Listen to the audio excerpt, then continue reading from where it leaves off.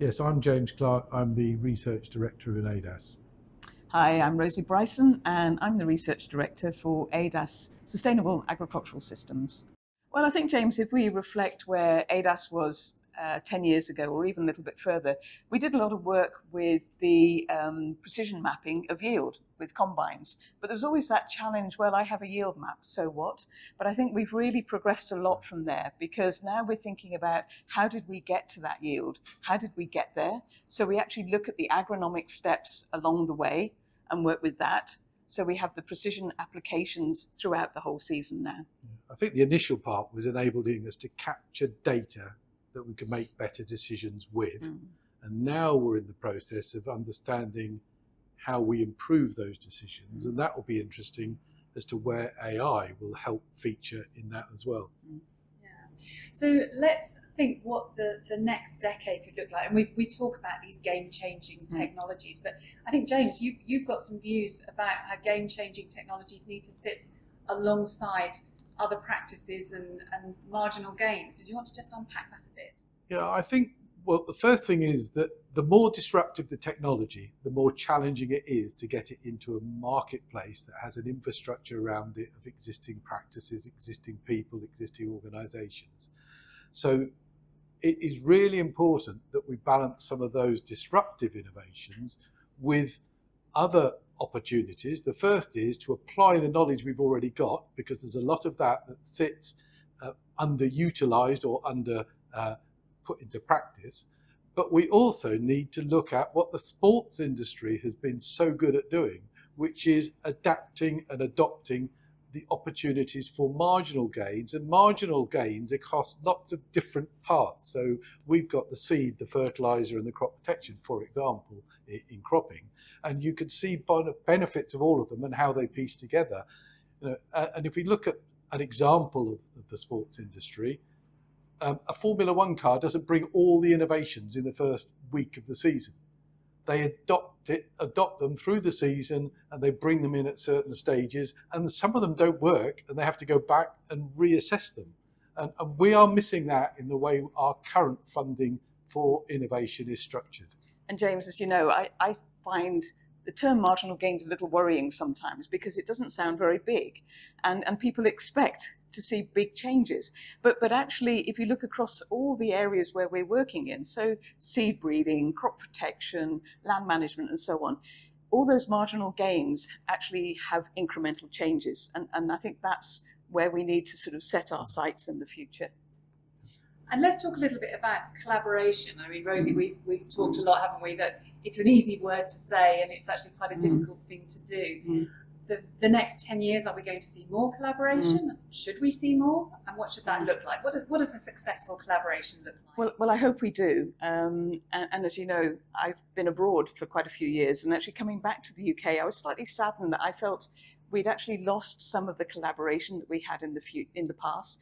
And I think some of that, to be fair, is the way projects are funded. You know, we are in a competitive environment. That's normal. But I think what we also have to recognize is nobody is an expert in everything. And it was interesting. I was in a meeting yesterday, actually, about rebooting the oilseed rape crop. And I was really heartened to see how many people there were, firstly, that were interested, but prepared to collaborate. You know, we had seed breeders, we had geneticists, we had the industry, we had agronomists, and it was actually everybody had a collective view on what needed to be achieved. And there's a lot of steps that have to go into place to achieve that. But actually, I think we all recognized we needed to collaborate in order to get to the next step. And I can give you an example of that from the past that has happened really successfully. In fact, two areas where we brought together applied scientists, fundamental scientists, with the industry and with agronomy and practitioners. And the first is resistance management, and we've made a lot of steps in improving the guidance available and understanding it based on mechanisms and how and what they mean for what you need to do differently. But also in terms of the orange wheat blossom midge project, for example, that was done a few years ago. We had seed breeders, we had some very fundamental scientists that knew what all the germ of a seed looked like. We had crop protection companies, and we had people monitoring and assessing the levels. And we discovered that we could improve orange wheat blossom midge. We were fortunate to some extent that we found resistant varieties. But a variety is the best way of bringing knowledge to the marketplace. In that one seed, you have got all the knowledge captured from that previous breeding, previous knowledge of genetics, and you put it in the same equipment, in the same field, in the same way, and all those logistics of how you introduce the technology are already established for you. Which, back to my earlier point about disruptive technologies, if instead of having a seed, we're going to plant something completely different with a different piece of equipment, it is very difficult to work out how somebody will adopt that technology. I think there's another side to collaboration actually as well. It's not just the technical collaboration. I think it's actually getting the opportunity for people to come together and work together. And, you know, we have to worry about succession planning in our industry as well. And I think it's actually having those networks, you know, talking to a lot of young colleagues in ADAS, they do ask how they can understand networks and how they can collaborate. And I think sometimes just sitting around a table with people with different specialisms, different expertise, I think people are learning from that as well. And we need to think about where these scientists are coming from and where they're going to end up in senior positions in the future. So I think collaboration is not just technical, I think it's about people as well. Sure. The people I talk to today are the people I talked to years ago, but they were at different positions. And I'm really pleased what we've achieved in ADAS on succession planning. We've got some great scientists who've come in, they're learning from and working closely with the people who have got that experience.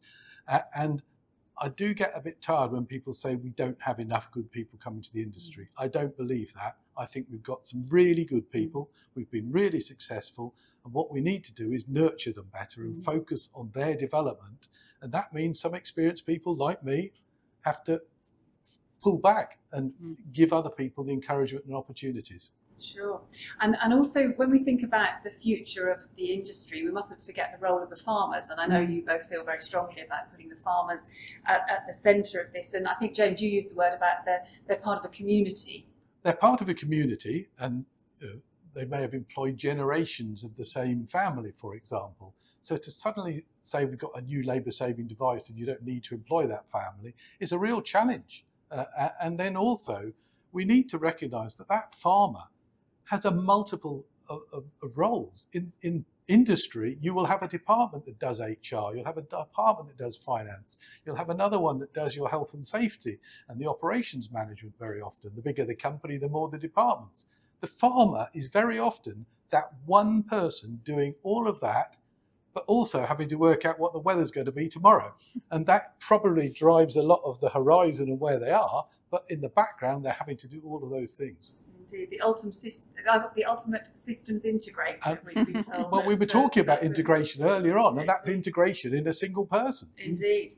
So looking ahead to the next decade, you know, there's a lot of fragmentation in the industry, and I think you both have been talking about kind of bringing things together and this collective voice. What would you see as the vision for the future of the industry, and crucially ADAS's role within that? I think we've tried to adapt. We've tried to put the client or customer at the focus of our thinking, but then bring together in an integrated way the right skill sets. If they don't exist in ADAS, we've tried to bring them in from outside, whether it's in academia, industry, or elsewhere, but also getting industry working together and also reflecting the role that the individual decision makers, be they agronomist or the farmer, have in that whole process. And I think sometimes, you know, there's a lot of talk about there's not enough funding in our industry, but actually there is quite a lot of funding. But I think we need to make it work, and we need to make it work harder. And it's actually not saying that my expertise is better than your expertise. You know, we need molecular biologists, you know, but we also need practitioners. We need agronomists. We need people that are prepared to get their hands dirty. We need all those expertises. And of course, competition, you know, it's part of life. But I think collaboration really lies at the heart of it. We've really got to get together, not just talk about it. There's a lot of talk about collaboration. We need to actually do it, and we need to solve some really, really important problems. And I hope, you know, I'm probably not going to be working in ADAS for the next 20 years, but the new colleagues, I think hopefully they can see what needs to be done, and we're going to encourage them. The other thing is trust. I think trust is a word that is not used enough, actually. A lot of business is a long-term business, a long-term relationships, and working in partnership and in collaborations it's sharing knowledge, knowing that somebody else is going to use it, amplify it. Whether it's an industry person who is sharing some highly confidential development work with a collaborator, or whether it's one person who understands infinitely the degree of detail at a genetic level with somebody who's going to apply that in the field. And if they both trust each other that their knowledge is complementary, it's a really good collaboration. So, in summary, ADAS, farmer-centric, trustworthy, integrating, adapting, applying, and independent. Independent. Great work. Thank you. And I think trusted. Definitely. Rosie, James, thank you so much for your time. Thank you.